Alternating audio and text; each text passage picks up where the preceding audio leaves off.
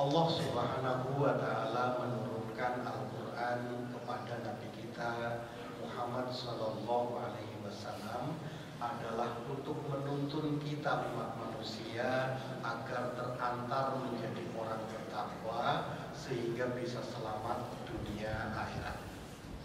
Nah, tuntunan itu dari berbagai sisi kehidupan. Salah satunya Rasul menerangkan tentang cabang-cabang iman, dan ini Rasul terangkan menurut skala prioritas.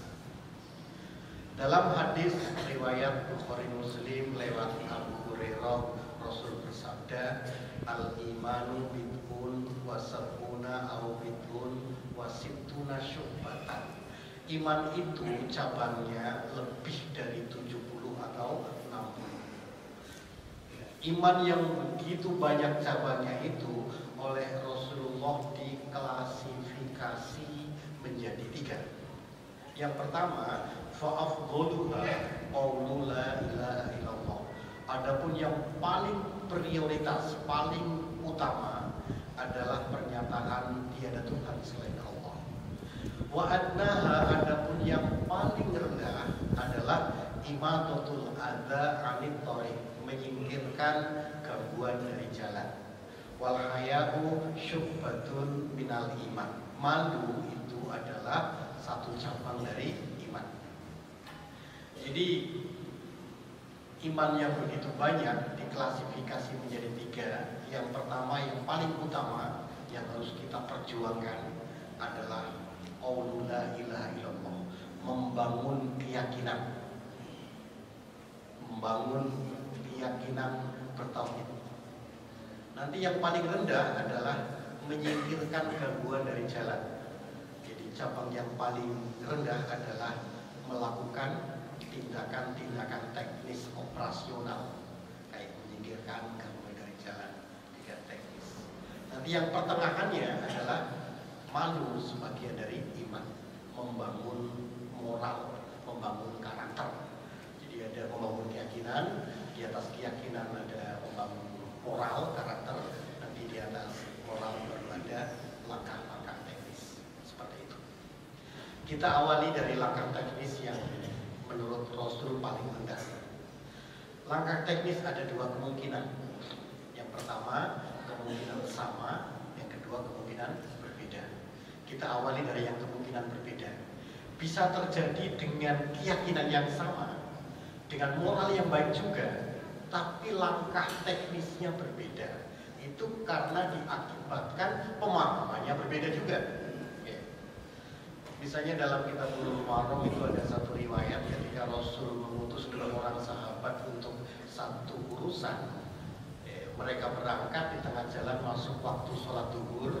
Mereka butuh dan dapat air, akhirnya tayamum. Setelah tayamum mereka sholat.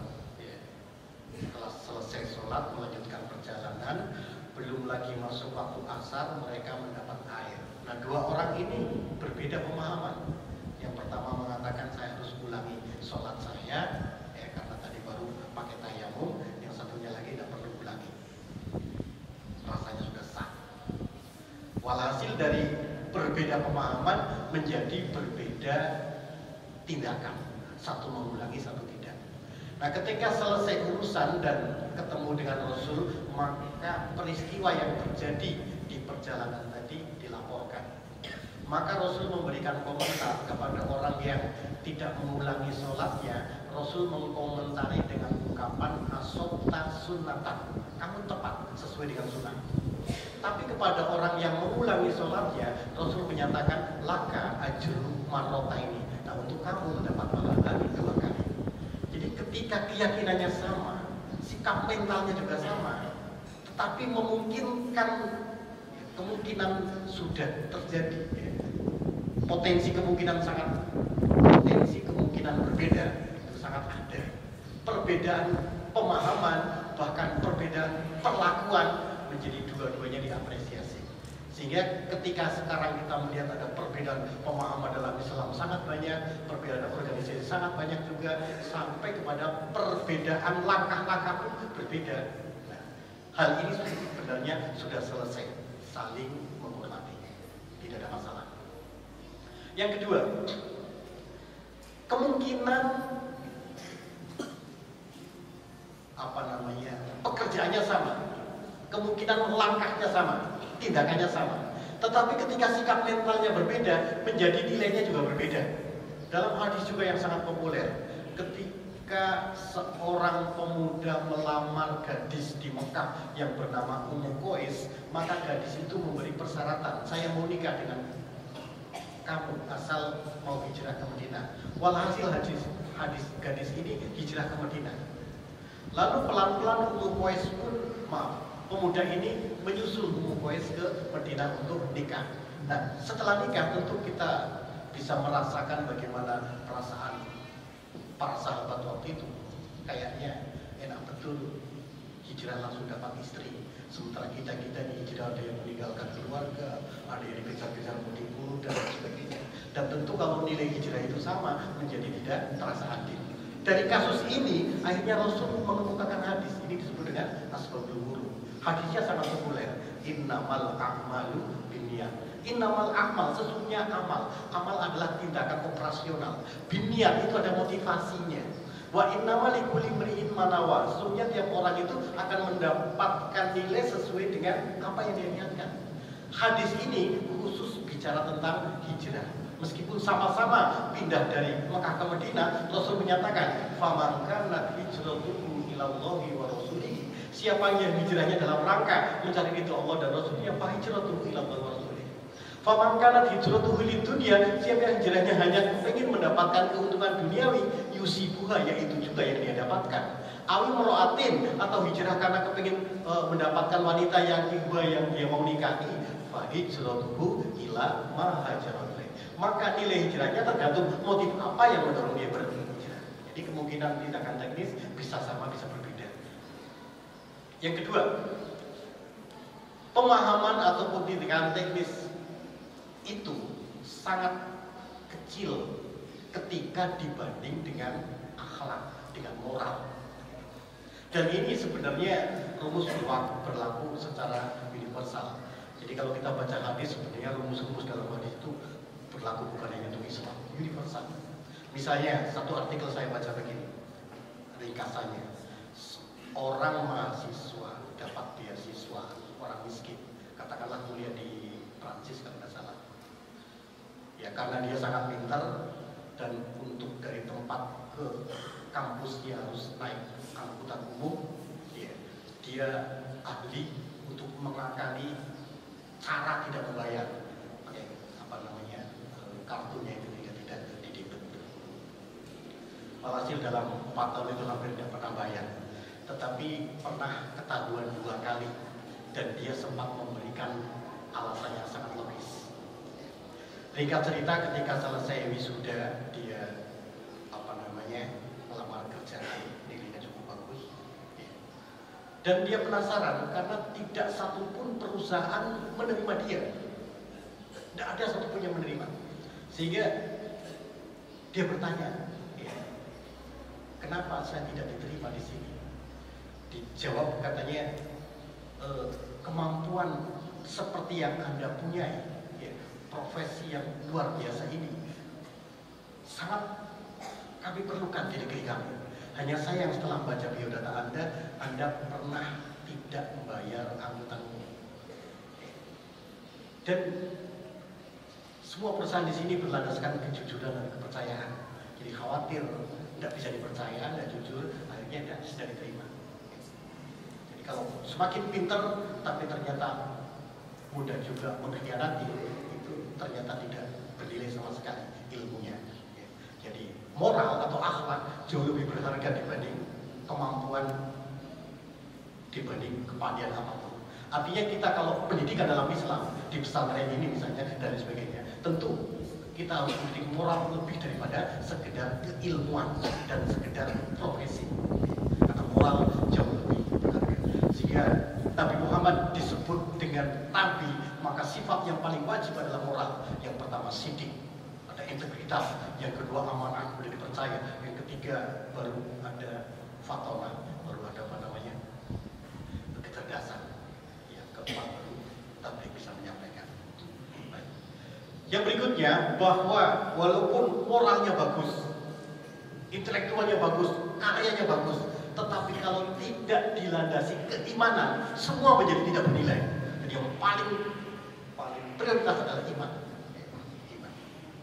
Ketika Abu Thalib, paman Nabi Muhammad SAW, bagaimana sikapnya kepada Nabi, sangat kasih, sangat sayang, pembelaannya luar biasa sampai akhir hayat. Tetapi ketika akhir hayat, Nabi dengan antusias berusaha untuk menuntun paman beliau membaca 2 kalimat syahadat. Wahai paman, nyatakan bahwa tiada Tuhan selain Allah. Apa beliau percaya? Dia tidak percaya. Nyatakan bahwa saya, keponakan itu adalah utusan Allah untuk semua umat manusia. Apa dia percaya? Tidak juga. Dia tidak percaya terhadap syahadat itu, dan dia tidak mau mengemukakan 2 kalimat syahadat tadi. Akhirnya meninggal dalam kondisi tetap tidak bersyahadat. Dan Nabi sangat sedih, dan akhirnya Allah turunkan ayat Al-Quran, innaka la tahdi man ahbabta. Sungguh kau tidak bisa memberi hidayah kepada siapapun yang kau cintai. Walakin Allah yahdi man yasha. Tapi Allah yang beri hidayah kepada siapa yang Dia kehendaki. Dalam sebuah artikel saya baca, pernah satu ketika Pak Presiden Soekarno memanggil Profesor Qadirul Yahya ke Istana Negara. Lalu Pak Presiden bertanya, Pak Prof, ada masalah dalam Islam yang mengganjal dalam pikiran saya sudah 10 tahun lebih, tidak terpecahkan. Sudah saya tanya semua ulama besar dalam negeri, luar negeri, tidak ada yang memberikan pencerahan. Saya tanya kepada Anda, Pak Profesor, masalah apa, Pak Presiden? Begini, surga itu kan mahal. Untuk mencapai surga kita harus berjihad habis-habisan dengan harta dan diri kita. Betul. Kenapa saya baca sebuah riwayat, ada seorang wanita, bahkan dikatakan wanitanya jelek lah, pelacur atau fasik ya. Dan dia melihat seekor anjing berputar-putar di atas sumur karena kehausan. Lalu sang wanita tadi masuk ke dalam sumur, mengambil air lalu diminumkan ke anjing. Ya, katanya dalam hadis itu Allah mengampuni semua dosanya. Rasanya kalau hanya sekedar mengambil air dari satu gayung untuk minum seekor anjing, nggak perlu jihad habis-habisan itu dengan harta dan diri. Kok bisa menghapuskan dosa? Bagaimana persisnya ajaran Islam ini yang seperti ini? Katanya Pak Profesor minta alat tulis, lalu berhitung. Begini Pak Presiden, mari kita berhitung. Diawali dengan perkalian. Nah, ketika Pak Profesor menyatakan perkalian tentang 0 misalnya, 1 kali 0, 0, 2 kali 0, 0 ya, 100 kali 0, 0 juga hasilnya. Lalu diterangkan kenapa seperti itu ya. Andai kata 1, 2, 3, 4, 5 itu adalah perbuatan kita kecil sampai paling besar, ketika dilandasi dengan ketiadaan interest dalam diri kita, maka hasilnya menjadi tidak terhingga. Walaupun pekerjaan kecil sekalipun, kayak mengasih minum anjing dengan satu gayung misalnya, tetapi di dalam hati kita tidak ada interest, betul-betul tulus karena Allah saja, maka hasilnya menjadi tidak terhingga dan bisa menghapus semua dosa. Baru katanya Bapak Presiden itu sadar begitu caranya. Coba sekarang kebalikannya, katanya pembagian. Begitupun sebaliknya, 1, 2, 3, 100, 200 kalau dibagi kosong, nilainya juga kosong juga. Artinya kalau perbuatan kita satu ataupun perbuatan yang paling banyak sekalipun, kecil ataupun besar, kalau meniadakan Tuhan dalam diri kita, maka menjadi tidak bernilai. Tidak bernilai. Walladzina kafaru a'maluhum kasarabin biqi'ah. Orang kafir meskipun amalnya banyak sekali, itu bagaikan bagaikan fata morgana di tanah yang datar. Jadi tidak ternilai itu juga dilambangkan 0, tidak bernilai itu lambangnya juga 0 juga. Jadi intinya ketulusan jiwa, wa ma umiru illa liya'budullaha mukhlishina lahuddin. Bagaimana dalam jiwa kita hanya Allah, sehingga semua perbuatan kita dinilai Allah Subhanahu wa taala. Seperti itu. Nah, contoh misalnya dalam Quran Allah mencontohkan bagaimana contoh secara monumental ataupun secara dokumental. Misalnya ketika Nabiullah Ibrahim alaihissalam meletakkan Hajar dan Ismail di Mekah, dan ketika Nabi Ibrahim mau pulang ke Palestina untuk ketemu dengan istri tuanya, Hajar sebagai seorang wanita itu protes. Wahai Nabi Allah, kau tinggalkan aku di sini. Tidak ada tanaman, tidak ada air, tidak ada orang, tidak ada kehidupan. Ditinggal sendirian. Ini kemauan Nabi sendiri atau ini adalah perintah Allah untuk saya? Nah, ketika Nabi Ibrahim menyatakan bahwa ini perintah Allah, maka Hajar menjadi tenang. Ibrahim pun pergi dan mengiringi dengan doa, dan doanya diabadikan dalam surah Ibrahim ayat ke-37. Rabbana inni askantu min dzurriyyati, ya Allah, aku tempatkan sebagian keturunanku di tempat yang tidak ada tanaman-tanamannya hingga Baitul Haram. Rabbana liyuqimus shalah, agar mereka mendirikan salat. Faj'al afidatan minan nas tahwi ilaihim, ya Allah, jadikan hati mereka tertarik kepada mereka, cenderung pada mereka. Warzuqhum minas samarat, ya Allah, berikan rezeki mereka dari buah-buahan. Dan ketika Hajar ditinggal sehari dua hari kehabisan makanan, lalu Ismail ditinggal di dekat Ka'bah itu, dia lari ke sofa, ke Marwah 7 kali bolak-balik berharap bisa melihat orang untuk bisa dimintai bantuan atau melihat sumber air atau apapun juga. Ternyata semua tidak ada. Sebagai seorang yang kelaparan, kehausan, di bawah panas terik matahari, lari pontang-panting 7 kali, tentu tidak ada daya. Di saat itulah dia hanya yuqimus shalah, hanya berharap pada Allah Subhanahu wa taala.